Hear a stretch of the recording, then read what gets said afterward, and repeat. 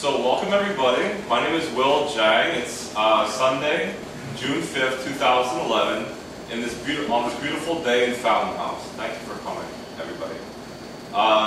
Bienvenidos, bienvenue à la France. Okay. My name is Will, like I said, and I'm the author of this book, A Schizophrenic Will.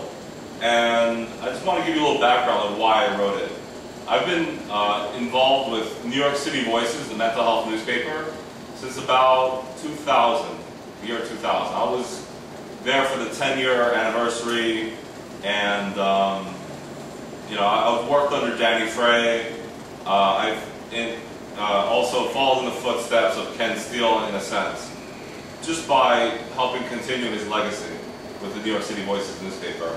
I no longer work for them, but I do remember after reading Ken Steele's amazing book, The Day the Voices Stopped, that I thought, well, I think I also have something to contribute to the literature of recovery, with my own story of recovery.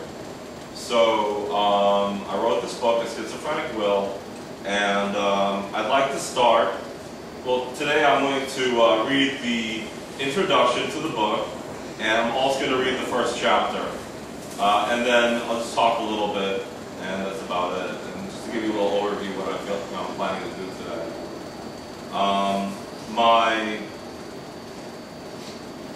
My dedication to the book is really, it means a lot to me. And it says, dedicated to the mental health of all my brothers and sisters. And that's, that's everybody in this room, everybody outside of here, and everybody in my family, as well as the world, really. So the introduction, speaking of brothers, was done by my younger brother, Leaf, who I just saw today, luckily. Leaf Jiang, he's a PhD from MIT, and he wrote, like I said, he wrote the introduction, so let me just start.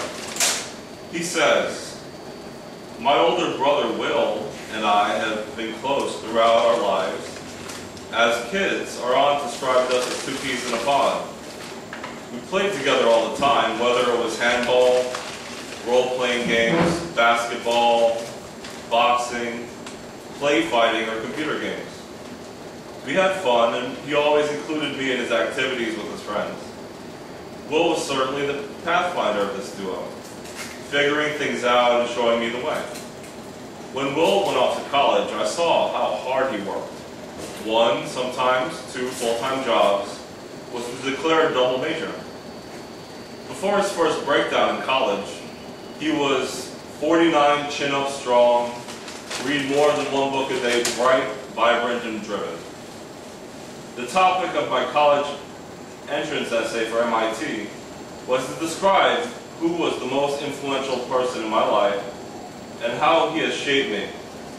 I wrote about Will and how his work ethic inspired me to work hard and eventually graduate as salutatorian from Stuyvesant High School in New York City, arguably one of the most competitive public high schools in the United States. Even after Will's breakdown, he was a source of inspiration, help, and support for me. I remember Will getting me my first academic summer job after my freshman year at MIT. He literally walked through NYU's physics department and knocked on all the professors' doors, asking if they needed an intern. I don't think many brothers would do that for each other. Well, I remember Will after his first breakdown as an undergraduate at Stony Brook University and being locked up in their mental ward. The future was uncertain at that time, and it wasn't clear if we would ever get Will back. When I visited Will in the ward, he looked like he dropped in weight by about 50 pounds. He had bruises on his face and he was noticeably uncomfortable. Later, I learned about the paranoid thoughts that led him there. Even with the mind-numbing medications, Will was still able to graduate from college. It took several years of medication and psychiatric hospital visits before Will figured out what medications and doses worked for him. In the meantime, he earned a master's degree in library science. Excessive thinking, like the thinking he does when studying or trying to understand complex things triggers his illness. It's remarkable that he was able to drive himself through school mentally when all he really could have done was just lie back and let the government checks come in the mail. And when the very act of educating himself was potentially dangerous because it could set off his illness. His master's degree was an admirable achievement. After graduate school, Will became involved with mental health publications such as New York City Voices. He was the best man at my wedding, and he's now working as a librarian. We still keep in touch, and it always brings a smile to my face when he tells me I'm not paid what I'm worth. I'm proud to be his brother, and I hope you will find Will's story inspiring, because being a part of it has greatly inspired me. So that's my brother. So I'm going to read the first chapter, and then I'm going to stop and talk a little bit. Chapter 1. How far down does this rabbit hole go? My brain now needed to work faster. I was taking 23 credit hours that included Advanced Physics 1, computer data structures, history of the English language, introduction to Chinese, and several other difficult classes. The previous month I had taken 9 credit hours in an intense period that spanned 4 weeks. The courses included microeconomics, intermediate French 2, and 1 other class. Was this healthy? Yeah, I suppose. But I soon discovered that my total immersion in academics would be a double-edged sword. That morning, I went to the administration building to check up on my attempts to make the government recognize me as a self-supporting adult. To put myself through college, I had been working as a janitor for 2 years. This was very exhausting in light of the academic load I was carrying. I desperately wanted to qualify for federal educational grants so I could continue my studies without having to work as a janitor and scrub toilets 5 days a week, and to be able to concentrate exclusively on my studies. I remember the financial aid officer's name clearly. When I asked her about the grants and how much money I would be receiving for the academic year, she replied none. I was devastated. It was just like the previous 2 years. Your parents make too much money to qualify you to receive financial aid, she explained. I was floored. I told her I'd been self-supporting for 2 years.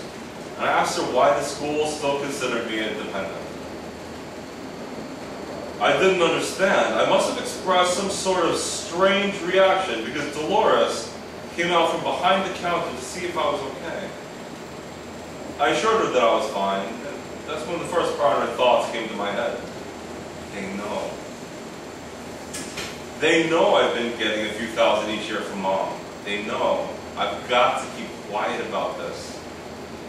I thought. I don't know who I might have pissed off in the government. Still reeling, I walked to the student union.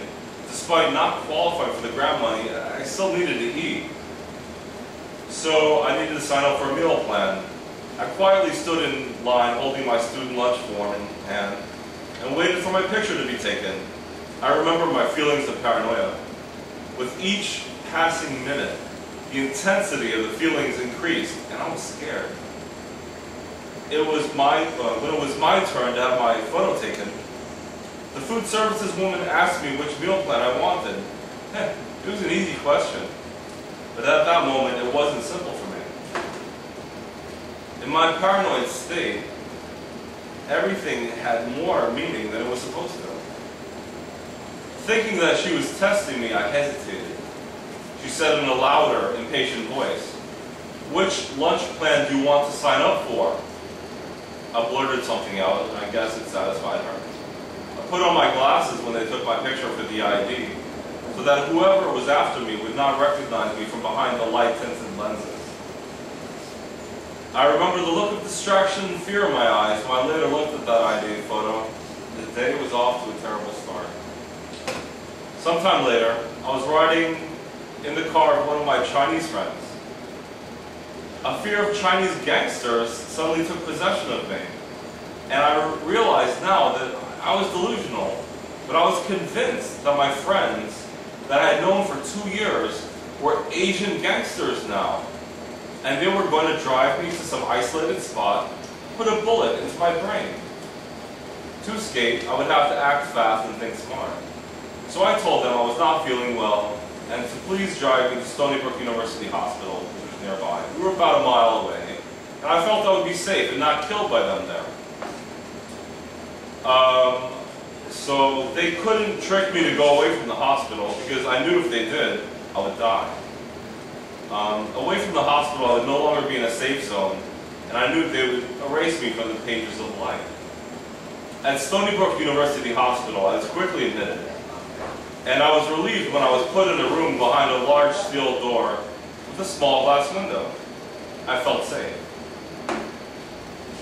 I looked at the clock. It was 4 p.m. Good.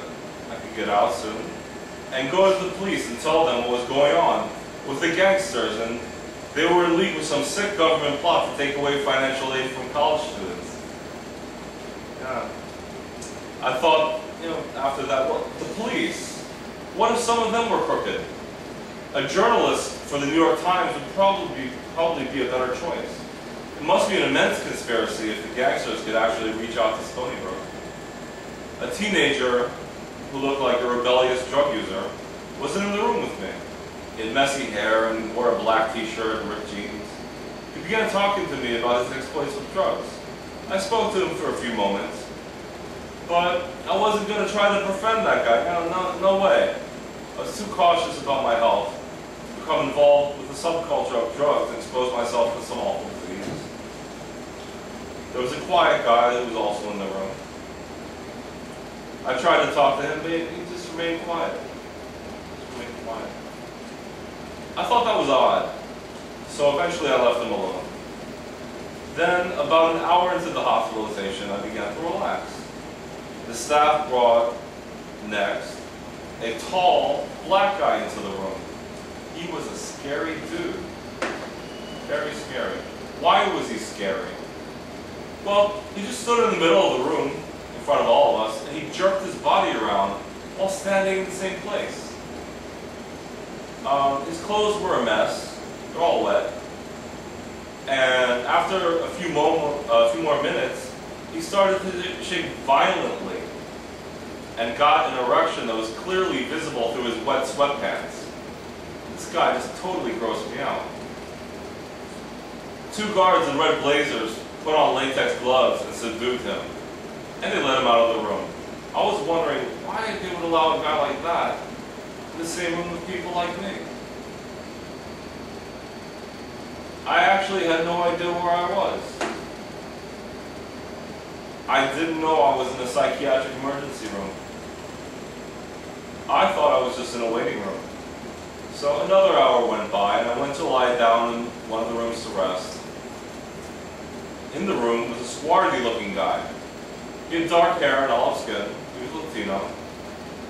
We struck up a conversation about Cervantes' Don Quixote. He told me he was a literature professor at Stony Brook University. I was impressed. I've always been impressed by people who are knowledgeable. We talked about the sadness and the futility of Don Quixote's dream. The fact that he chose to chase that impossible star was both sad and at the same time noble, we agreed. That the man of La Mancha could lead such a life of delusion and nobility seemed to be a contradiction to me, I remember. I think, in retrospect, bless you, that I too have been fighting windmills my entire life. After a while, I went back to the main reception area. They had brought in a cute little Japanese girl. I was attracted to her. However, I thought of myself as a taken man. I had a girl in my life that I possibly wanted to marry. My love interest was my girlfriend since high school. I was the kind of guy that would allow his eyes to wander and allow himself to talk to other girls, but I would never be unfaithful. I loved her too much. The Japanese girl was sitting next to the quiet guy. Naturally, I thought they were together.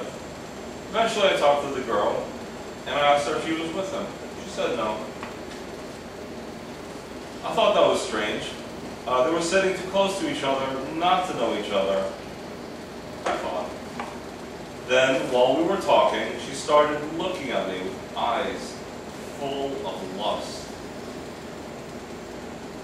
Her gaze made me uncomfortable. So she stopped talking to me and just started looking at me while sucking on one of her fingers in a very sensual manner. We stopped talking. She stared at me, sucking on her finger for a while. I felt I had to say something. I told her I really wasn't interested in her because I already had a girlfriend. She told me she didn't care. She just kept looking at me and sucking on her finger. It was sickening. At that point in my life, I considered myself good looking, but this was ridiculous. I thought this girl must be an nymphomaniac the way she was acting. No way I'm getting involved with her. Not only do I not want to cheat on my girlfriend, I concluded this girl probably has a bunch of sexually transmitted diseases. Then I looked at the clock. Everything changed for me at that moment. I knew I had been there for hours already, but the time still said 4 p.m. I stared again at the clock.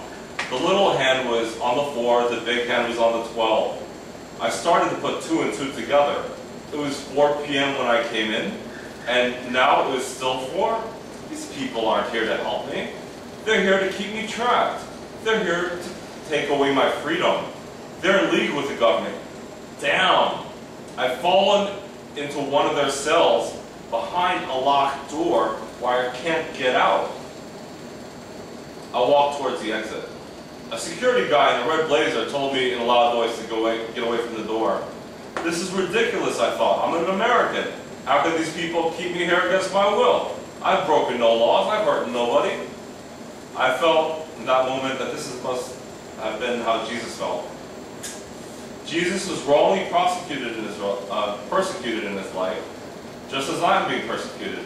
I could have been a drug dealer many times in my life, picked up a gun, and settled a few scores. Or just become some kind of loser. I could have become somebody who didn't work hard as a janitor to pay their way through college. I've had a hard life, I thought. I don't deserve to be treated this way. It's not right. But Jesus forgave his enemies, and so will I. Because I thought I knew exactly how Jesus felt, I reasoned, I must be an incarnation of Jesus.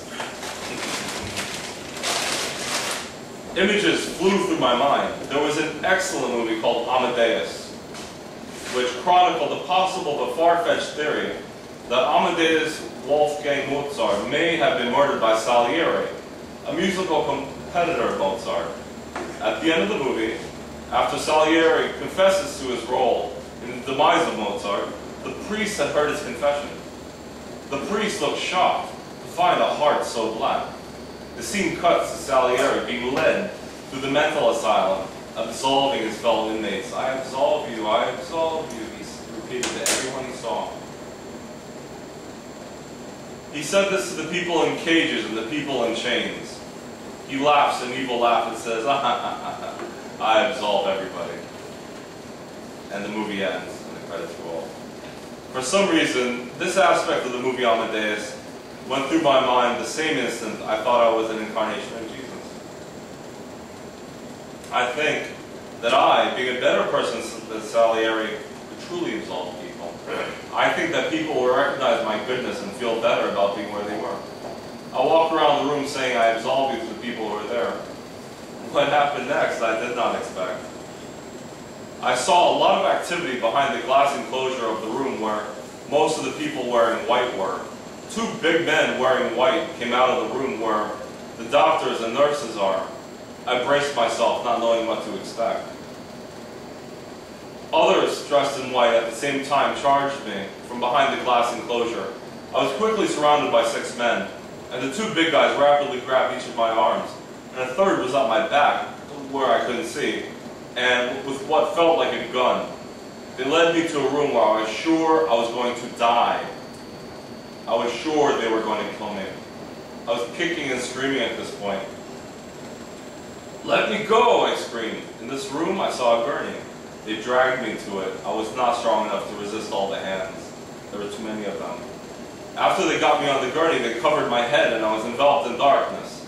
At that moment, I thought of a very sick movie I had seen about 2 years earlier called Faces of Death, where some devil worshippers supposedly were having an orgy of death. It was Tate. This thought intensified the terror that I felt. Were they going to eat me alive? I couldn't let it happen. I struggled and struggled to no avail. I was a lamb, and I was certain that I was being taken to the slaughter. It all made sense then. This wasn't some kind of government conspiracy. This was a conspiracy of Satan. No wonder it could persist so long and so secretively. Then, after what seemed to be an eternity, I was on my back in some kind of straitjacket. Down the middle of the straitjacket was "No" written at least 20 times. What the hell were these people doing? I vowed that they could kill me, but I'd never become one of them. I feared the consequences of not giving into their infernal power. Then I heard some giggling. I saw children in the room. There were 3 little girls there. I was shocked. How could these people do these unnatural acts in front of children, I thought? These children were laughing and playing, oblivious to my fate. They looked at me, though, just as the adults did, with soulless, hungry eyes. These children must be the spawn of Satan. Their mix of innocence and evilness horrified me to the core. I struggled and yelled, "Why can't someone help me?" One of the men in red jackets, holding my head between his hands, said, "We're trying to help you." Yes, I know, I thought. Satan is the father of lies, and this devil is lying as well. Why doesn't he just crack my neck and end my suffering? It would be the humane thing to do. No, they all want me to suffer. They want me to renounce good. No, it won't happen. Even though I'm an atheist, I thought, I had no idea these forces were at play on my very campus of Stony Brook University in Long Island. Wait until I get out and let the world know what is going on in this hospital. Sick. This ward is just a front for a sick, secret society. And I wonder how many people outside this hospital are actors who help these people trap people in this diabolic place. The men and women in white coats, who were some kind of medical staff, left eventually. Even the red-coated guard that I was hoping would crack my neck. But the little girl stayed. As time passed, I watched them play on the white institutional floor of my room. They seemed like normal little girls, but I could tell there's something different about them. Something was not right about them. Finally, after being confined to a straitjacket for what seems like an eternity, a man who looked like a giant, about 7 feet tall, and a man in a red jacket took me out of my restraints and off the gurney. They walked me to the door that I had entered when I came into this place. My heart leaped. Although my head felt heavy somehow, maybe they were going to let me go. Wow. So they opened the heavy metal door. Then they opened another heavy metal door behind that one. But I can't run because they're holding onto my arms. The second door opens and I see, oh my God, my family. How could they be here? They're all supposed to be in Manhattan. My God, what's going on? Why are they here? Are we all going to die as a family? My mind yelled no. But it was muted. They must have injected me with something. Strangely, these men don't seem to bother with my family. Nobody in my family was being restrained. I was led towards them. Their faces I could not read. My family, mom, dad, Leaf, they're just standing there. I didn't understand. Are they in league with the devil? Why aren't they doing anything to help me? Am I just some kind of living experiment or something? What's going on? So I'm dragged away into an elevator, and I go up.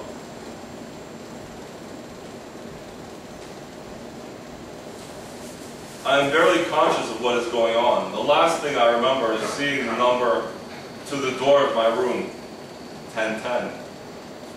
Great. I'm just going to be another story on the New York City radio station, 1010 wins tomorrow. Just another statistic. My death will be made to seem as an accident, I'm sure. The next 2 days are a dark blur, literally. I remember shadow encompassing everything, darkness everywhere I looked. Some pinhole points of light poked through the dark walls of my reality, but what enveloped me was darkness. It was everywhere. The first thing I can remember is a nurse telling me I was going to be presented to the team. I had no idea what to make of this. I thought maybe if I tell a good enough lie, they'll forgive me and let me go. So I waited in a chair until being summoned into a large room with maybe 15 people in white coats. "Why are you here?" one of the doctors asked me. I lied. "I took some red pills. Speed," I said. "I guess it got me wired up. I took them to do well on an exam." "There were no traces of drugs in your urine," said the doctor. I was trapped in a lie. Unless I could think faster than these exquisite liars, I'd be here for a long time, I thought. But I knew you can't outlie the infernal, so I remained silent. The doctor continued, "Speed comes in red pills, but we couldn't find any traces of drugs in your system." I stood there silent, looking at me, their infernal eyes burned into my head. I was asked a bunch of other questions. I can't recall what they were asking me, and then ultimately I was let out of the room. I was relieved to get away from there, and them. Looking back, yes, amphetamines do affect the dopamine in the brain, as do many street drugs. I wasn't wired up on speed, I was naturally high.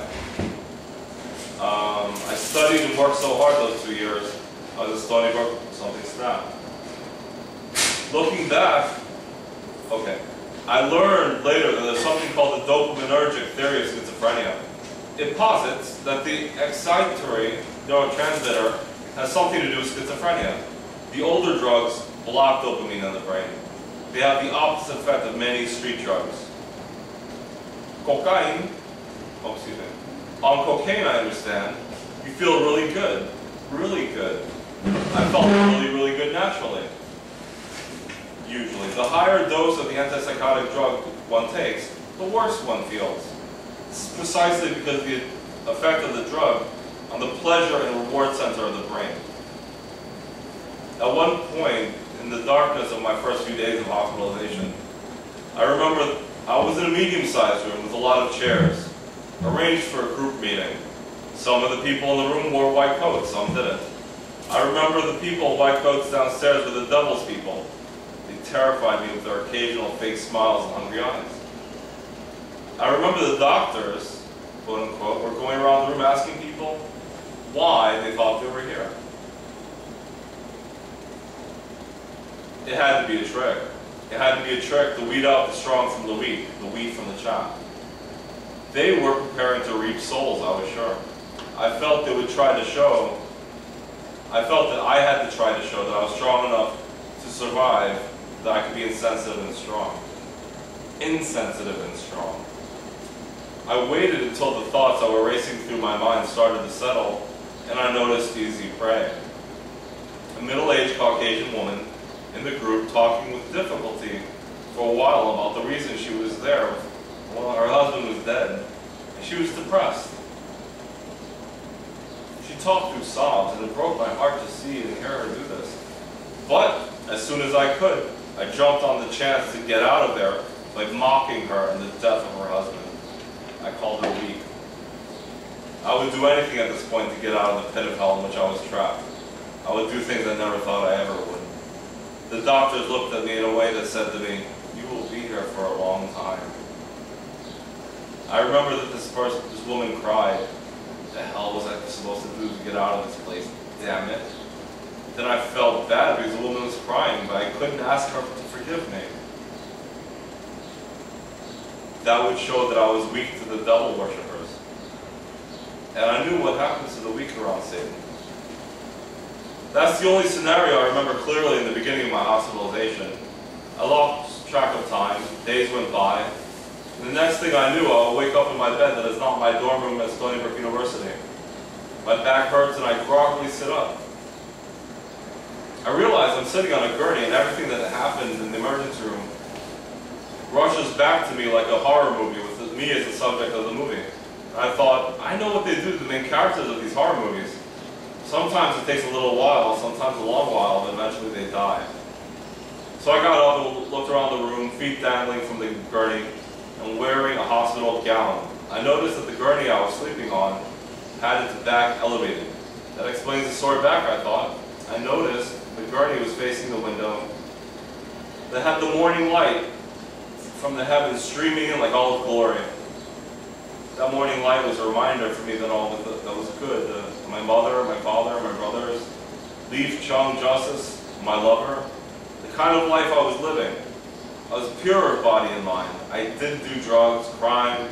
I was an extremely hard worker of body and mind.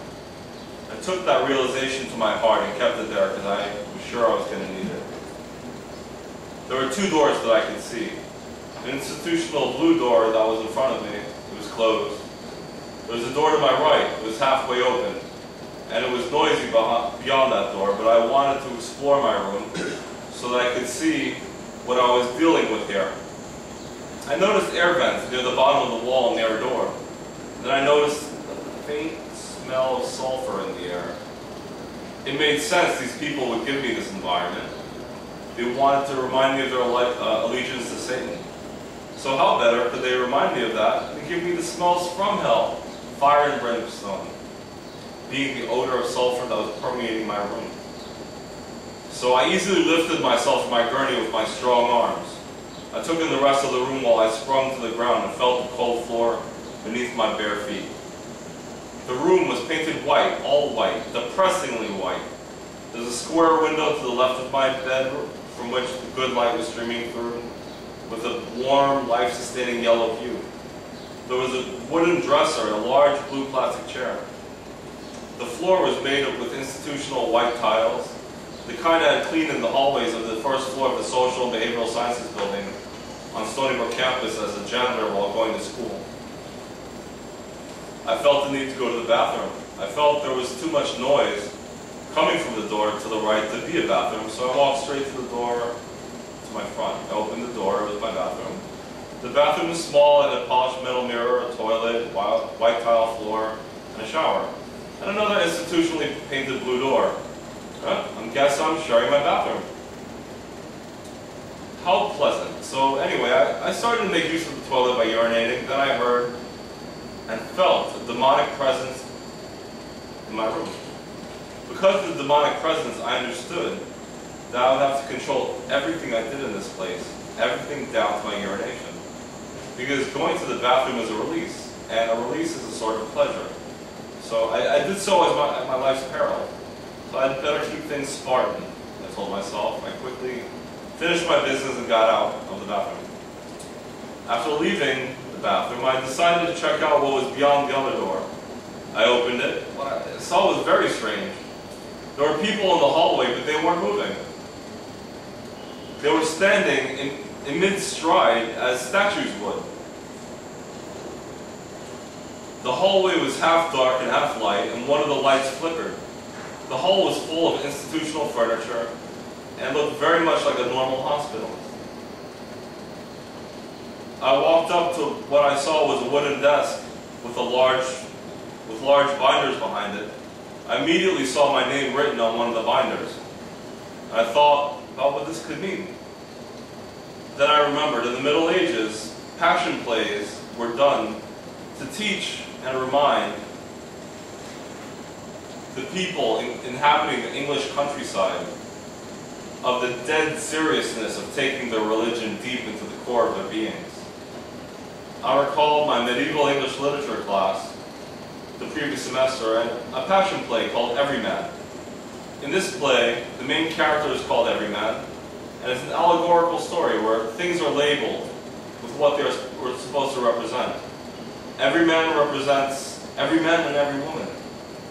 His journey into the play, represents everyone's quest for what is necessary to get to heaven. To make a long story short, there was a book in the play. It was the book that contained the good and bad deeds of every man. I knew immediately that the binder with my name on it was my book of deeds. I realized that this was to be the place I would be judged. Bewildered, I stumbled back into my room and walked into the window to be in the warm yellow light the pure light. The problem was that the light emanating was from outside the hospital. Yes, I was in the light, but the light was in the hospital, and I was trapped in the hospital. I got on my knees, I bowed my head while I stayed there in the light. And I knew I would need to be strong here, stronger than I had ever been. I whispered under my breath an atheist's prayer, whatever the hell that is. So that was the introduction, first chapter. And let me tell you like what's happened since I wrote the book. Guys got time? 5 minutes? Yeah. Cool. All right. So when I wrote the book, I wrote this book at New York State Psychiatric Institute, which is like the leader in psychiatric research and medicine and all that in the world. It's like a $200 million institution, and I was the patient librarian. Okay. And the thing is that I wrote this book to give people hope. And I left the job subsequently because it was too isolating for me. So, and now I'm blessed to be here at Fountain House. I'm starting a research cooperative that's using my research skills in English, French, and Spanish to hopefully get an international clientele and let's build a business from scratch, really. So, and with the, it's just, the people here have been amazing. Everybody, the members, the staff, the spirits, this has been amazing. So I'm blessed to be here. So that's one thing. Another thing that I'd like to share is fish oil. I do sort of give a lot of credit to for my increased level of cognitive functioning, because a few years ago I was on double the dose of my antipsychotic, and slowly I got down to a very low level of antipsychotic. I think because the omega-3s in the fish oil actually healed my mind. I do believe that. I'm sorry? It's good for your heart. And it's good for your heart, it's good for your nervous system, it's good for so many things. It's not just good for prodromal schizophrenia, it's just as effective as any antipsychotic medication for prodromal, which means that before schizophrenia happens, you just take some fish oil, and it can prevent it. So if it can prevent schizophrenia, possibly, well, if you have schizophrenia, why not take it? It doesn't cost a lot. It helps depression, it helps bipolar disorder, it helps a lot of things. It's a great natural medicine, and I love taking that. It helps, and I try to get exercise, and I don't know how that's going, but hey, I try. I gotta lose some weight, and anyway, any questions, any comments? Yeah, I have a question. Yeah. And that goes directly to the book. And you mentioned the two characters you talked about. The guy who came into the room. Which one? The black guy? Yeah, and then there's also the demon, the demon character. And I was thinking about there's something that, for the time I've worked here, I remember when you mentioned that, this guy came in and what is this guy doing in my, in this area? Is he going to be here? Does he really belong? Right. Here. And I'll just, want the feedback from you and how that plays into, in mental health now, the issue of stigma. Even though someone has a mental illness, but they also feel that, that they are at a different level than somebody else. So this sort of person who is at this level of mental health, in their illness, should not be in this sort of, so I don't know how that plays out now, when you interact with other people, in a different level of mental state, right? And how, how. Well, back then I was 18 years old. I was a child. Didn't have a lot to do with the world. Back then, the male and the female both scared me. It's not easy being in a psychiatric emergency room for anybody. It's not easy for the staff, it's not easy for the patients, it's a very stressful place. And people are usually there because of very good reason. You know, I know, had I not gone to the psychiatric emergency room, it would have been disastrous. I probably would be dead or in jail. So that's horrible. But going back to stigma, yeah, I had stigma back then. You know, and I put stigma on those two people. But since I've been working with, as a professional and as a peer, both, I try to see people's souls, you know, into their spirits. And, you know, I've worked with some very sick people that were very hard to help. But I respected, you know, I found something to respect in pretty much almost everybody. Because even the most sick people who are acutely ill, right, they're still human, they're still people, they still have feelings, and they're still trying to hold on desperately to their life and to their dignity and to all that. And, you know, that's everybody, inside or outside of a mental ward, you know? So, is that sort of... Yeah. Bellevue's emergency is a mess. I'm sorry? Bellevue's emergency, Bellevue's psychiatric Yeah. is a real mess. It's a mess. Yeah. Okay. I've heard that. But I didn't work in Bellevue. I'm just saying, because I was over there, I know. I see. I don't Yeah, it's hard. I mean, they're underfunded. You know, psychiatry in general is underfunded. Okay, so if you look at cancer or AIDS or something like that, those are cash cows. They have billions of dollars thrown at them. Mental health? Shh, stigma. Let's not talk about it. Society doesn't want to talk about it. You're depressed? Oh, keep it to yourself. Some lyrics of some songs go, right? Yeah. So, you know, it's not like, it is like this sort of around the world everywhere, right? You know, the stigma, I think. But, you know, other places is less so. If you look at Australia, for example, I've noticed that they're a lot more open with their mental health matters. They're also, I mean, for such a small, they're not poor, you know, continent or whatever, but they put a lot of effort into researching psychiatry and cures and therapies, and I don't know what it is about them, but, you know, God bless them. And bless you. All right? So, I just wish, like, more money would be thrown at this, because we are at such a point in time that cures to like schizophrenia, depression, bipolar disorder will be in reach in the next few years. So, just an injection of money into these new therapies that are coming out could really help. Literally, well, they say in America 1 in 4 people has a mental disorder of some sort.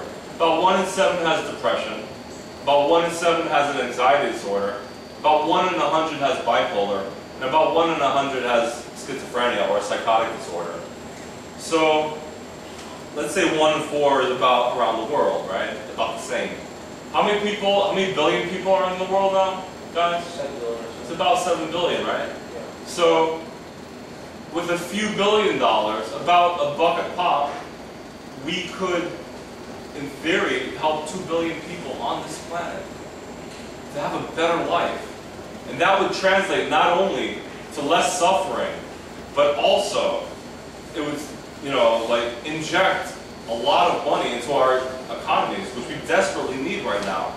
You know, because a lot of people will be able to work once again that cannot work now. And because there's fewer resources put into the mental health system, probably, it would be less of a drain on society. It would function better as a whole. And isn't that what we all want? You know, like a world without mental illness, right? I think that's what we want. Yeah, yes. We also got to change culture, because, you know, you can see on the TV or see on media somebody from mental illness. People, are people so-called stupid or retards or crazy. We got to change how people think of mental illness. So far, it's not as bad as it used to be, but it's still pretty bad. You know, people who are simply weak or, hurt in society. That's a lot we see people with mental You know what? What you're reminding me of? So in the, everybody remember All in the Family, right? Like the out of the closet racist Archie Bunker. That was funny, right? Supposedly. That was funny. His racism was funny, right? So, and then there were the DSM-3, the Diagnostic and Statistical Manual 3, actually had, I think it was the third one, actually had homosexuality as a diagnosed mental illness. Right? DSM-3, right? It wasn't the second one. I know it was in the second one, but I think it was also in the third. I think so. So, yes, sir. Yeah, I just want to say that I identified a lot with Terry yourself when you were in the hospital. You said, you know, you didn't know what was going on. Right. Probably frightened to die. Of course. Yeah. So it's hard, right? Yeah. Scary. It's good the way after those experiences you're able to come back and reinterpret what happened in your mind. Right. Once you're on medication. I mean, you have to like Plato said, a life that's not analyzed is not worth living. Right.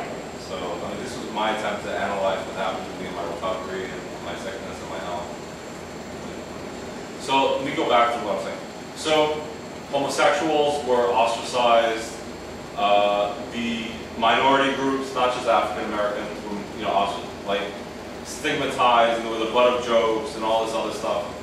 But all that's changed now to an extent in the media. Women were looked at as the weaker sex, and now women are a little bit more stronger, strongly depicted in fiction, right, and also in fact. But yet, who are they still making jokes about, and who are they still stigmatizing? The mentally ill, and that's about it, really. And that is something that is quite sad. It goes back to the eons of illness that people have experienced. It's very old stigma, and it's going to take a while to eradicate. But I hope it will happen sometime soon. I'm sorry. I don't know if this gentleman. Yes, sir. The book you just read, is that all true? This is my life story. Oh. And it's all true. I mean, what I was thinking was not true. I'm obviously alive, but I was delusional. But were you carried away by certain men? Yeah. There's about 6 of them. It looked like 10, actually. I don't know. It was a lot. I was a big, strong young man. And I think they were as afraid of me as I was of them. It makes sense. I mean, why would you, looking back at it, it was like a guy that athletic, that big. I'm 6'3", and I was about 200 pounds back then, very athletic. So why are you gonna take a chance about one of your staff members getting hurt? You better overwhelm that guy with force, and then make sure he doesn't hurt any of your staff. I wouldn't want to be you. It was hard. They bruised my face pretty bad. Sorry to hear that. Yeah, thank you. There was blood in my eye. They handled me pretty rough. But they saved my life. Who? They did.